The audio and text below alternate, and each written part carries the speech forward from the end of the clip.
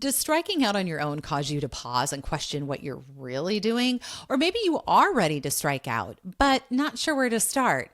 If you feel like a fraud, don't worry. It's normal to have those thoughts. When you're starting out, be comfortable with stepping out of your comfort zone. And fun fact, you will have this sense of chronic discomfort, but don't let that stop you because it never goes away.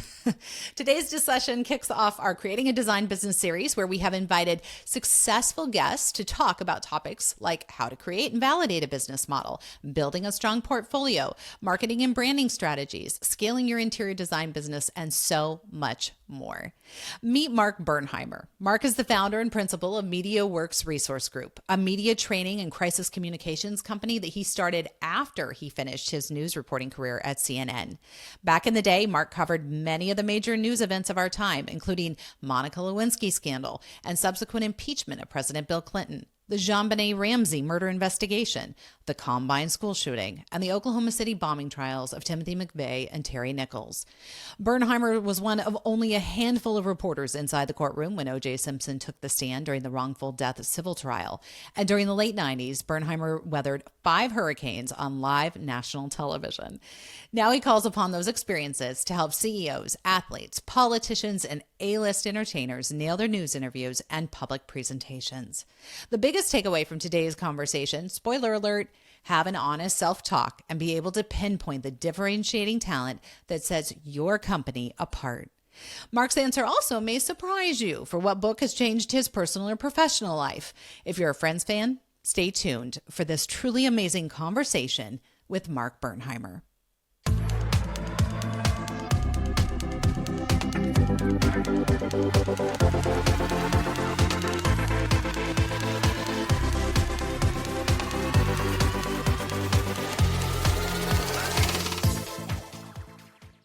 Hey, Mark, welcome to the show.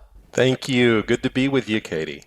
It's so fun. We have been dying to have this conversation for the longest time because even though we're in separate industries now, starting out and striking out on your own is a bit of a thing.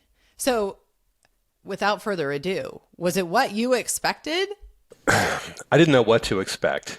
I was a reporter for the first, now it's about the first third of my career. And I was raised in a liberal arts family with, a writer as a father and a child psychologist as a mother. And so I didn't know anything about business whatsoever. After, 16 years of covering the news and running around as a reporter, I knew a lot about journalism. I knew how to be a good reporter. I knew absolutely nothing about running a business. And even today, I consider myself a pretty good media coach and a pretty good consultant, which is what I do. But I still think I'm a terrible business person. I just, everything that I can possibly learn from others and people who know more about this than I do, or maybe even went to business school, I absorb that like a sponge and just work to sharpen that end of what I do. I love your honesty in that because I feel like there's so many people listening to this who can absolutely relate. Like, I'm a brilliant designer. I can design beautiful plans, but oh my gosh, give me a business plan instead of a design plan. And I'm going to get super melty about that because it is a whole nother world. It's a whole nother thing. When you strike out on your own, it's very much putting on a bunch of different hats. And let's be honest, some fit better than others. Absolutely. And it goes down to being smart enough to know what you don't know and bringing down experts who do know those things. I don't know anything about SEO. I know very little bit about marketing, but I have people who work for me who know a lot about that stuff and very little else. And I'm very happy to pay them to take over those functions for me. That's funny. I often joke about that. I hire people who are way smarter and way more capable than me, and then I let them do what they need to do, and they know it. Absolutely.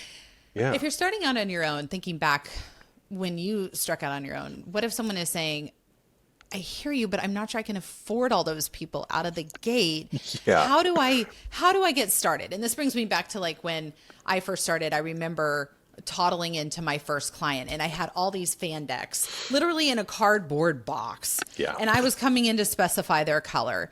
And that whole fake it till you make it part You know, it's I so felt like a funny. complete fraud. Yeah, Yeah. I was going to say exactly that. Fake it till you make it. It's a cliche, but Yeah. it's absolutely true. I remember the Yeah. first time I ever called anyone after I had launched my website.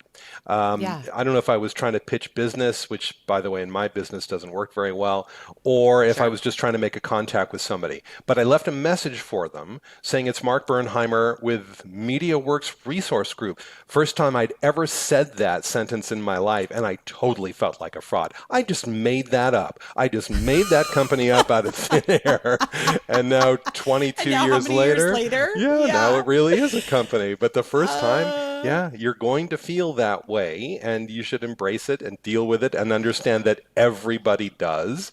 And if you mm-hmm. can't, I mean, I don't know how you feel about this, but when I was up and coming, it was really beneficial to hook myself up with professional associations that Absolutely. might have me mingling with other hungry business people who did the stuff I Mm-hmm. didn't, maybe work out some sort of a Mm-hmm. trade or at least have lunch with those people. And then you get to sort of, when you're starting out, you're going to have to find somebody who's as hungry and scrappy as you, but who specializes in what you don't.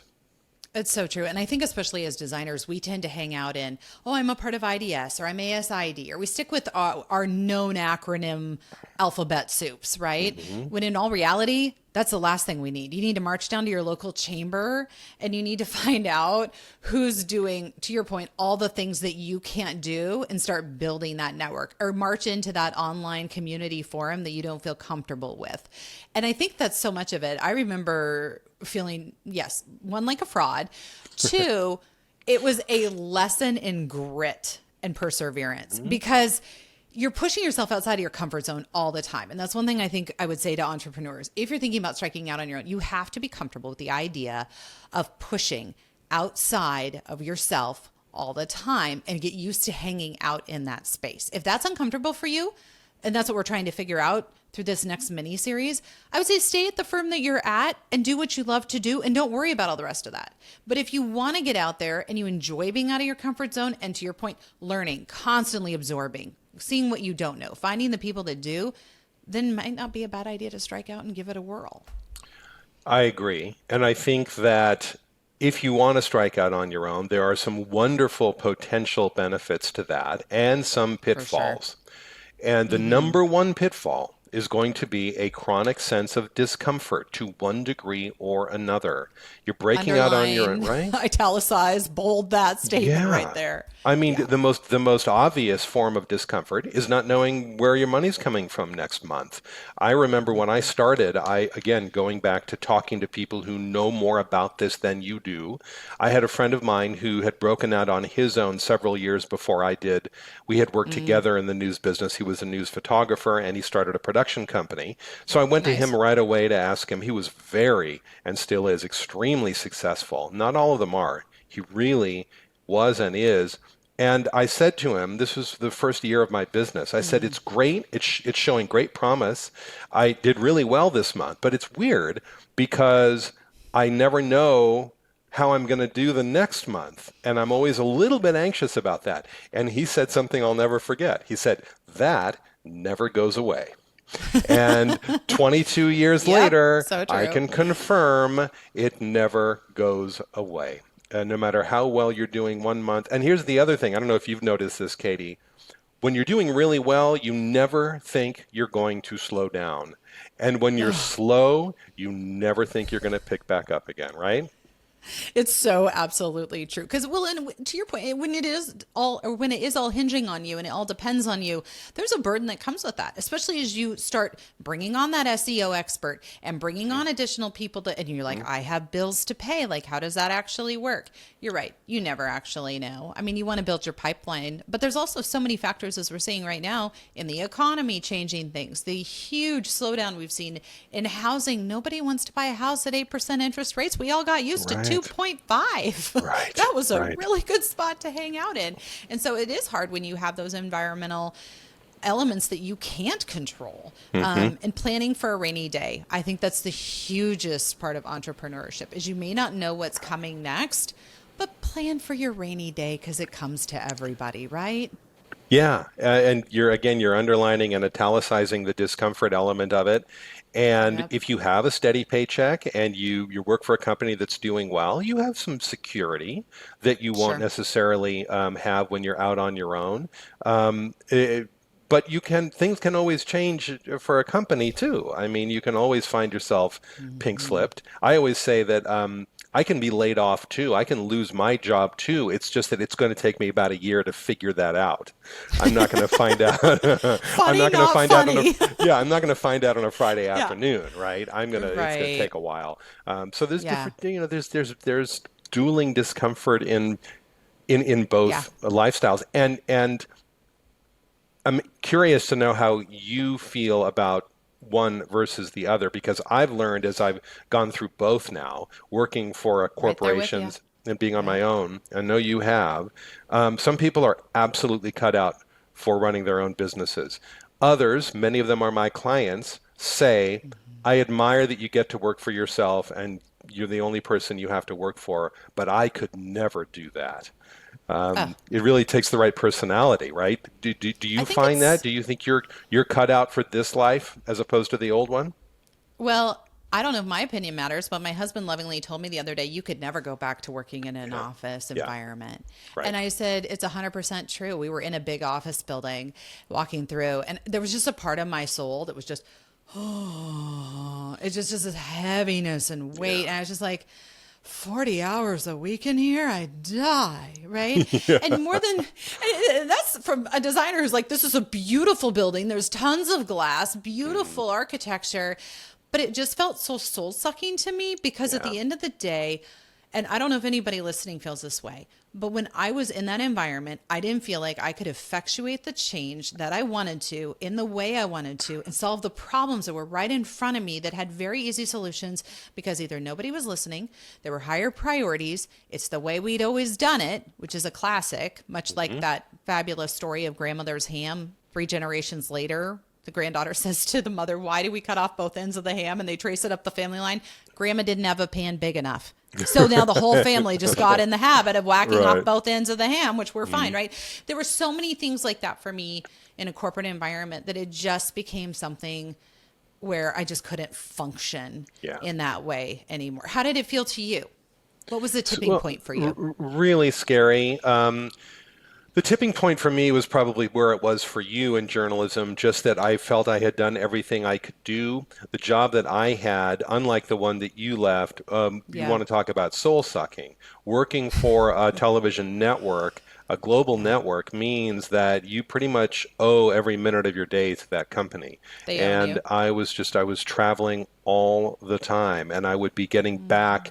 I remember vividly covering 3 hurricanes, one after another on the East Mm. Coast and the Gulf, and coming back after standing in those hurricanes looking like an idiot doing live shots. I get home, I'm unpacking my bags and looking forward to an extended weekend that they'd promised For me. sure. And then there was a plane crash in Montana, and I had to get Mm-mm. to LAX and get back. And, there was Mm-mm. never a time that my time truly was my own. You can do that for 4 years, 5 years, if you're Sure. young. And In your especially I didn't 20s have a and 30s. family and Yeah. didn't have a family. Yeah. It's okay. Beyond that, it's too much, and I couldn't see making a career out of it. I really couldn't. And so going out on my own was a big risk and a gamble, but I didn't really see a very positive alternative to it. So I was in it to win it, and I was very lucky that it worked out. I'm so in the same boat. So in a prior life, we haven't disclosed this to our listeners yet, but I come from a journalism background as well, which is Mhm. fun. So in fact, Mark was a mentor of mine for I don't even know how many years, which is why I'm so glad. It's so fun to have you Yeah, on the don't say show. how many years, even if you can. I know it's like birthdays. We stop counting after 39, right? hmm Promise.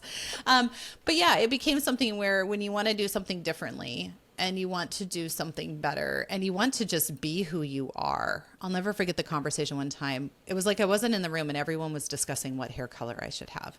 Yeah. And I just wanted to stick up my hand and say, I have to wear it. Can we have that conversation for just Yeah. one hot minute? And coming out of that, it really, sometimes you have to go low to go high. And what I mean by that is sometimes you just have to get to that point where psychologists call it uncomfortably uncomfortable. You can live uncomfortable a long time. But when you get uncomfortably uncomfortable, change happens and there becomes a change agent. And for you, yeah, getting called out to that plane crash in Montana, uncomfortably uncomfortable. And you start thinking to yourself, there's got to be a better way to do this. And now whatever could go wrong out there by my going out on my own seems far less daunting than what I'm dealing with right now in this situation. Yeah. I'm good. Thanks so much. Goodbye. And it's a big point. One of the things you and I have in common is that neither one of us are big fans of giving control to somebody else. What do you mean, Mark Bernheimer? Whether it's controlling your hair color or controlling every minute of your schedule, that's onerous. And so for us, and I can speak for myself certainly, the idea of working for myself was even more appealing, I think, than it is for somebody who works a 9 to 5. 100%. And we've talked about a lot of the things so far in this episode about just like the hard things and what you need to know, what you need to be prepared for. But I will say the idea of shouldering, paying out the people on my team is far less daunting to me, knowing that I get to choose the direction and steer the ship, so to speak, than living under someone else's thumb. Mm-hmm. Like living under that type of environment feels claustrophobic and just feels almost like a waste of my very existence. Like it really affects me at the core of who I am.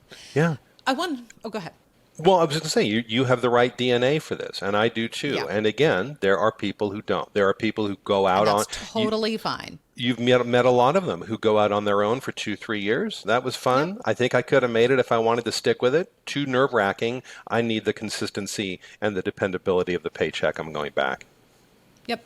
I think there's no shame in that. It's figuring out who you are, which is what I'm constantly coaching to.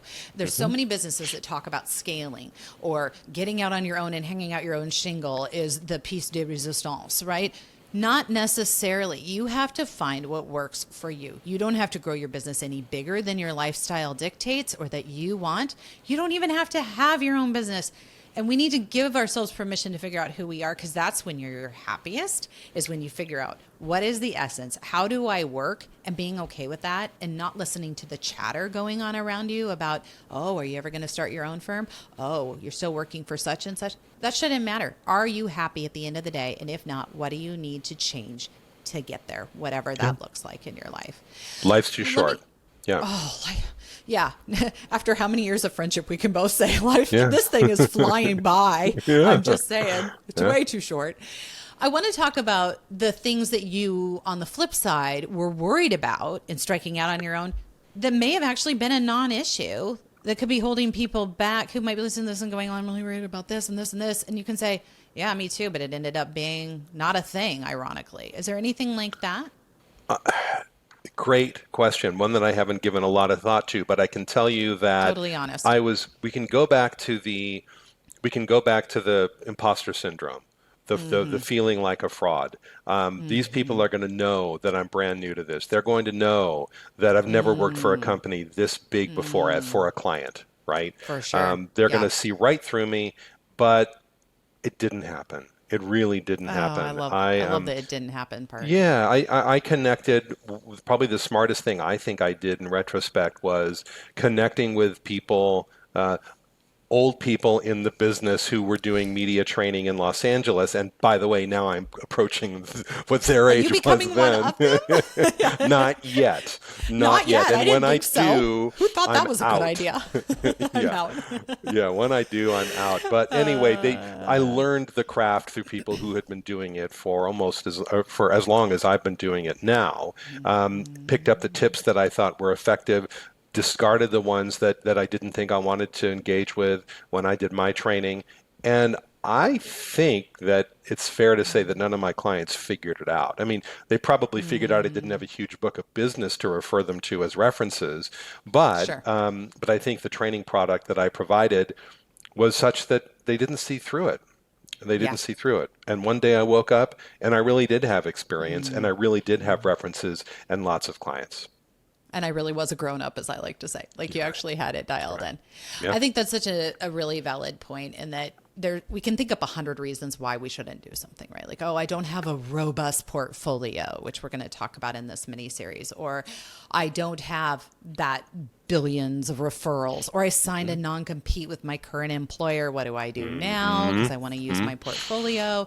There's 100 reasons, but there's also 100 workarounds. And I think one of the big ones that you just alluded to is a mentor or someone who has gone before you. You do not have to have your machete out and be hacking your way through the forest of what you don't know. Go find somebody who's gone ahead of you and paved the way and start getting in their footsteps and seeing how they're doing what they're doing. I know you certainly did that for me during my journalism career. It was so great to be able to pick up the phone and call you and say, Mark, what does this mean? Or Mark, what about that? Or what about... I think it's true in any profession, finding those people that have gone ahead of you and have already invented the wheel so you don't have to.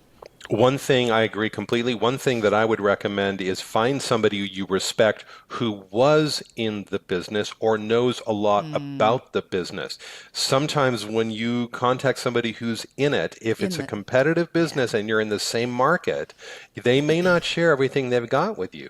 I get calls, I get calls probably, I don't know, 2-3 times a year from journalists who have either just left TV news jobs or newspaper jobs or are about to and want to pick my brain about being a media trainer. And I have mixed feelings about that, especially the ones who call me from Los Angeles. I'm not necessarily interested in training the next generation of my competitors, right? And so I'm very polite and I always call them back. I never ignore those calls. I tell them the basics of what they need to know. I also tell them that this isn't a great time to get into the field that I'm in. I'm lucky that I have a history and a lot of clients that are still working with me. I wouldn't want to be starting being a media trainer today. But in any case, I'm not going to tell them everything I know. I'm just not going to do that. Well, I feel like so many markets, whether you're in media or design, they're changing so rapidly right now. Given what we've been through with COVID, now we have 8% interest rates. We've also have immense global unrest. It used to be pockets of the world I felt like took turns. Nobody's taking turns anymore. It's all fair.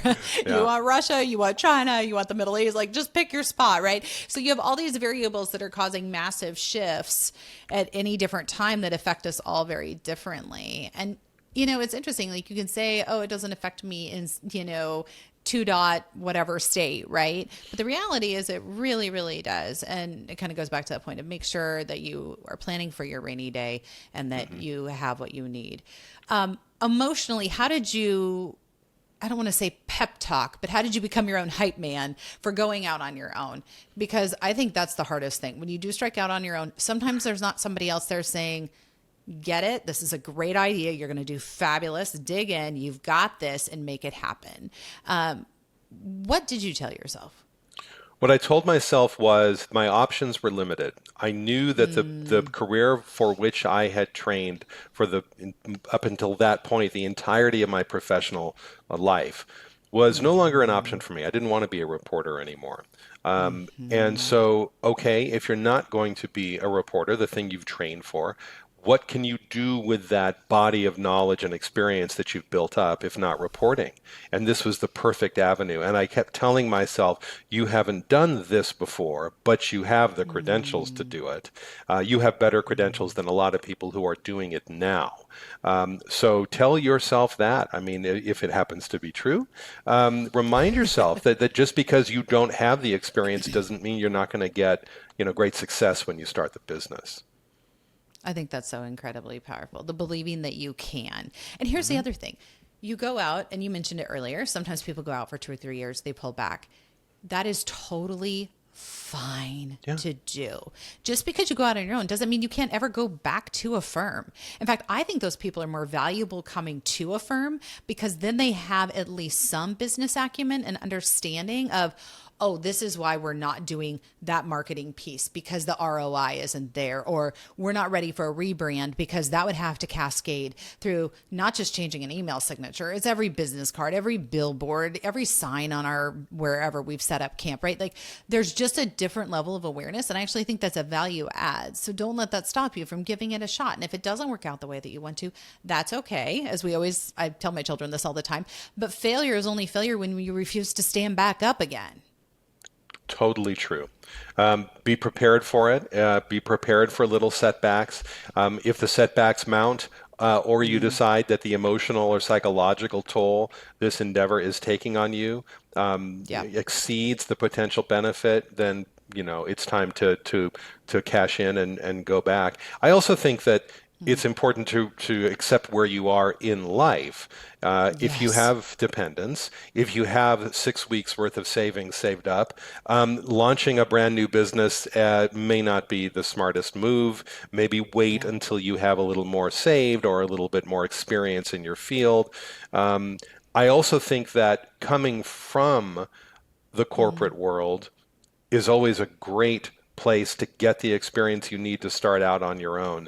I always, Totally. I have, I'm sure you agree, I have more faith, let's not say faith. I have higher expectations for people Sure. who start businesses after leaving a corporate environment than I do those who either don't go to college at all or go to college and right away try to start their own businesses. Great if you can make that work. I totally support that. But I think Yeah. your chances are better if you Oh, transition, significantly. right? 120%. I mean, that's what's interesting. That's what led me to get my MBA because I knew I needed the business side. There's a lot of what we lovingly call jobbyists, where it's really just a hobby, but we call it a job, but it's not actually generating revenue. Yeah. So we jobby. Well, jobbing is fine if you are independently wealthy, Right. but the rest of us have bills to pay. Right. Right. So how do we transition that into an actual bona fide income, not only for you, but anyone else that you have on your team and your dependents and all of that? Yeah, to your point, it's probably going to go a lot better for you if you can go out there, have that experience in that corporate environment, go get the degree in business or find the mentor that can. It doesn't even have to be in your industry. Find the business mentor. Find somebody who's rock solid at business and can say to you, yeah, you really shouldn't set up yourself as a corporation. You're going to pay double taxes out of the gate. You should start with an LLC. And you go, oh, really? I mean, that's the mantra of my 40s. Tell me what I don't know. What am I missing in this, right? And so go find those people. I just think Yeah. it makes such a And difference. And people who are starting out today have an advantage that you and I didn't when we started, which is called YouTube. So many. YouTube, right? social media. We didn't have Yeah. any of that back in I the mean, day. yeah. I mean, the body of knowledge that you can gain, you Yeah. can get an informal college degree just by spending enough time on the right channels on YouTube and learning a sure. craft, learning a trade. Yeah, I mean, the knowledge is out there and it's free and it's accessible. Well, and I think that brings up a key point about entrepreneurs. It comes back to grit. Do you really want it? Are you willing to sacrifice for it? Like even just, and you can say, oh, but Katie, you have like this incredible firm and everything's great. And like what people don't see is Halloween night, trick or treated with the kids, handed out all the candy, did all the things, got everybody to bed. I still had 2.5 to 3 hours of work that needed to get done Yeah. before we could roll into November 1st effectively as an organization. And that just had to get done. So if you're like, never in a million years, and then if you're like, oh, well, yeah, if I can, pour myself a little gin on the rocks and sit down with my laptop in front of the fire and chisel this out, which is exactly what I did. Gin on the then- rocks. Wow, that's Yeah, creative. my wine days are gone. I'm too old to have the carbohydrates and soda. We're just down to the pure stuff. Yeah. But I mean, literally, but like part of me really enjoys that because there's this great book called Deep Work. I don't know if you're familiar with it, but it's the idea that when we can push everything else out of the way and you could sit in quiet and not have the phone ringing, which I love that it doesn't ring at 9 p.m. unless it's an emergency. If you can get the people out of your house or to bed and do all this stuff, you have space to come up with thoughts you've never had before. And when you can get into that zone, it is amazing what you can accomplish. That zone doesn't hit me at 9 a.m. I am not a 9 a.m.er. And so to be able to come back to that, if that excites you and you're listening to this, then you should think, oh, maybe entrepreneurship is in the cards for me. But if, sitting down at 9 p.m. sounds like a much better deal to you. I love the flexibility of that. And that kind of leads me to my next set of questions I wanted to ask you. What were the unexpected benefits you discovered going out on your own that you're like, this is pretty much a sweet spot that I didn't see when I decided to hang out my shingle? Boy, I have to say, I think most of the benefits that I had were anticipated and hoped for. I wanted Hope the for is a great freedom. word. Yeah. I wanted the freedom. I wanted the income. The income in my first year of running my business was equivalent to what I made my last year working, for a company, and then every year after that it went up. That's awesome. So the That income excites me. was great. The freedom, I expected it. I suppose I didn't expect. I guess I probably didn't expect that it would come so quickly and stay. Mm, mm, I was always in the back of my head thinking, well, I can always go back. I can always find a job mm, again if I have to. Or mhm. maybe I can do a part-time job and run a business on the side if I need to. No, you could have There came, easily gone back. You were very much in demand. there came a moment, and I can't tell you exactly when something Mm, flipped, a switch flipped, and maybe it was reviewing, mm. my tax returns, but I just said, I don't think I have to go back. I don't think I'm ever going to have to go Yeah. back again. And that was an amazingly Mm. freeing moment. That's a beautiful moment to be able to have. Did you think to celebrate, or did you go out to dinner or call your mom and sisters, or was it just like this internal moment of deep satisfaction I and wrote an email understanding? to my mother, and I'll tell you why, because Did she's the you? reason I have this business. Oh, I love that. When I left CNN and I Yeah. was trying to figure out what to do next, I knew I didn't want to be a reporter anymore. I Yep. knew that I didn't really want to go to a PR agency and, Sure. work for a PR firm, because the amount of work I would have to do there would be at least as much as the work I was doing running around the country as a reporter. I wanted a break from that. My mother sent me a clipping from the Los Angeles Times.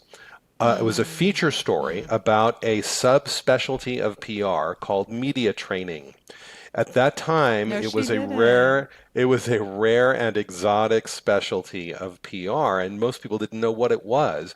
And there Mm. were it was an article featuring some of the people that I referred to earlier in this interview, who were, doing it very successfully in Los Angeles. I picked up Yeah. the phone. I called them up. I said, "Hey, my name is Mark. I just left CNN. I'm wondering if there's anything I can do to work to help you, to work with you." And both of Mm. them said, "Sure, it'd be wonderful." So what I ended up doing was going to work for them. Yeah. There's a parable here for, I think, a lot of other people in different fields, but I went to Yeah. work for them. I was the one holding the microphone, doing the interview drills, which is what is the Mm. cornerstone of media training. I was sort Sure. of the interview monkey for them. And Yep. then they would give all the feedback to the client. Here's what you should have said. Here's where you went wrong, what have you. I was Yeah. paid $250 a day when I worked for Um, those people.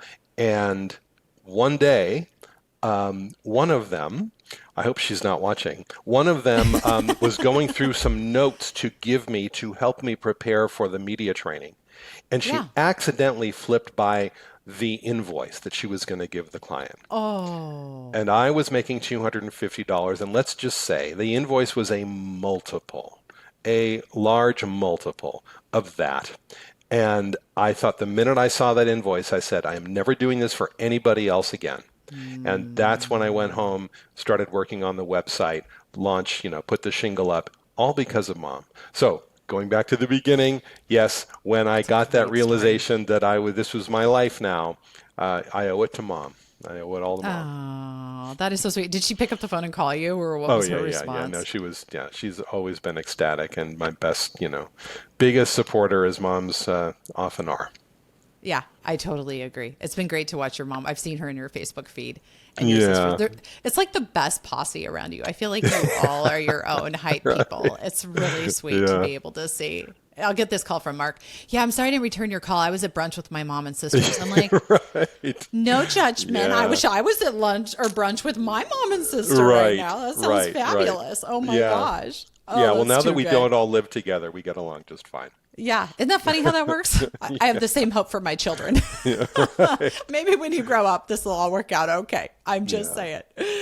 Any other unexpected things that came out of this, good or bad, that you wish you could go back to and sit the Mark Bernheimer who had just left CNN down and say, this is going to be great, or heads up, you should know about this and you don't see it coming? No, I would just say humility is key. Reaching out to I love everyone that. you think who might be able to help you, whether they're in the field that you want to get into or not. Capitalize on their expertise. My neighbor, when I launched MediaWorks, was a business professor at UCLA, and I showed him my rate card. I said, does this Yeah, rate card make sense? If you were a company, would you balk at this? And should I great give a idea. discount here? And he reviewed it and gave me his feedback. So, find people that, as we started this conversation, find people who know more about individual things than you, especially if they will deliver that information to you for free or for the cost of lunch or a drink, and take advantage of it. I so agree. And just, I almost want to say it sounds a little strong, but get over yourself and get over your fear. If you're listening to this and you know that like all of everything Mark and I are saying is resonating with you, and you're like, that's exactly how I feel. That's exactly how I operate. I can relate to every part of this. Just do it. At the end of the day, just go out there and do it. You cannot have a crystal ball. We don't know what the future holds, whether it's for our personal health or whether it's for the state of the global events or whatnot. But at some point, like each of us had our tipping point of like, I can't do this anymore. And whatever is out there, it's got to be better than this. Take a moment to have that honest self-talk. I think honest self-talk is the biggest part of all of this when engaging, even once you start your business. Do I have the right target demographic? Have I branded in the correct way? What tweaks do I need to make each year? What isn't working? Like, what am I doing wrong? And it goes back to your point about humility. I love your humility. After so many years in the industry, you're still the same Mark that I met day one. And I think that's so valuable because clients in any industry feel that. If you come in there telling them, I know best and I'm here to enlighten you, it's Right. probably not going to go very well for No, you, no, it doesn't go right? well for you even when you have the street cred. Agreed. Yeah, and the other thing that's very important to keep in mind is that your chances of success are much better if you have a real differentiation point. So when I do media training, Key one of the point. things I try to coax out of my clients is, and I'll ask them during the mock interview drills that we do, Yeah. what makes your widget company different from all the others in the region? And 9 times out of 10, they'll say, we put the customer first. We are a people-oriented company. Uh, the most silly, generic references that every single other widget company in the country is going to say too. But Yep. if they can say, we are the only widget company embracing the latest AI technology to provide, the best results for clients, or we happen to be the oldest, or we happen to Oh, be the one that has won the most awards. What I'm getting at is have a real differentiation point that you can put out there right away against your competition that is not generic. Ask yourself, could every other person in town who's doing what I do say this too? And if they could, I I probably love need to that. find something else to say. I absolutely love that. And it dovetails really nicely with one thing we talk about as a firm too. Don't only know what you do, and to your point, what makes you the specialized widget company, but know what markets you're not going after. What do you not do? That's Yes. so much of it. We turn down clients that are like, I know it's a stretch, but do you think it's just not what we do? We'd be happy to refer you. We don't have standard operating procedures for that. We don't have we are very process driven in our firm. We don't have a process for that. There's not enough ROI for us to create a process for that. We realize you want a one-off. It's different if it's a high value client. But be okay knowing what you don't do and embrace that as So much as agree. what you do, right? I I mean, so agree. did you ever turn clients away for that reason? You're like, you're just not my jam. Not you don't have to disclose them, but just to say it just doesn't fit. In the beginning, I cast a very wide net. So, for example, I Sure. offered video production, and I did a couple of video production jobs and realized immediately this is not what I want to do. This feels like being back at CNN again, Yeah. sitting in an edit bay all day getting Yeah. micromanaged, not by my bosses, but this time by the client. And at the end of the day, the amount of work we were putting in, just the ROI, as you say, wasn't there. So Yeah. within the first 2 years, the video production element came off the website. I'm a big believer when you're starting out in stretching to the point where you think, I think I could do that, and I think I Yeah. could fake it until I make take it. But if it's so far afield that it's going to spread you very thin and water down your true core competencies, it's a bad idea. We all know what it's like to go to somebody's website and see 30 different things that they claim to be able to do. Unless that's a handyman, in which case I think that's a plus. I will look. I will when the look at garbage those. disposal doesn't work. Yeah. Yeah, but otherwise, I'll look at those web pages and go, where's the specialty? Where's the specialty? I really love that because one thing I love to say is if you're a jack of all trades, you're a master of none, right? Like it really is true. If you're trying to please everyone, you're pleasing no one. This comes back again to understanding your target market. What do you do? What do you not do? Figuring that out and being brave enough to do that. That is hard to do initially in your business. And I certainly can relate to that of just taking who comes to your door and rings the bell. There is a time and a place for that. But after a certain point too, you get the luxury of saying, I don't have to work this hard to make this round peg fit in this square hole because this client just isn't right. Right. And that's a beautiful place to be able to be. You alluded to it too, the idea of core competencies, but understanding what your values as an organization are. What is your mission statement? And don't let that sit there and gather dust. Have it be an operable thing that is the tester for which clients you're taking, what projects you're taking, why you're taking the projects you are even. If you don't agree with the organization, what are you doing their work for them? It's going to be a lose-lose for you and them because your heart isn't in it. And they're going to sense that. Clients are smart. They get it. Yeah, absolutely. And the longer you're in the business, whatever business you're in, the better you're able to detect which are the right clients are the right fit for you, right? I can tell just by an email. I mean, just by an email address. In my particular business, I'm not making a universal value judgment. I'm saying in my business, if I get an email on a Sunday morning from a Gmail address or a Hotmail address, it's not going to be a client that's going to afford me. It's not going to be a client that I'm right for. And so we're wasting each other's time. You'll be able to pick up on cues, and it's a good idea to get out of those conversations as quickly as possible once you realize it's just not a good fit. That is such a wise word because there's part of us that wants to hang on and try to make work and smooth out the wrinkles and figure out a way. And you nailed it. Get out of those conversations as quickly as you got in. Move on. It's a time suck. And when you're spending time, you're spending money on it. And it's always nice to maybe have referrals for these people, right? Who may not be ready for your level of service, but really need help. And maybe you can provide them with free resources or online resources or a scrappy colleague of yours who's just starting out and may be a better fit, right? Well, it goes right back to what you were saying about networking. In your industry, out of your industry, go find those people because it goes both ways. It absolutely goes both ways. Okay. You ready for the lightning round? Sure. If you could tell your 20-year-old self something, what would it be? Be patient. Be patient. The work you're putting in now may not result in the life you expected, but a much better one. And patience has, to this day, it's very elusive to me. But I think that would be it. Be patient. Hard to do when you're 20.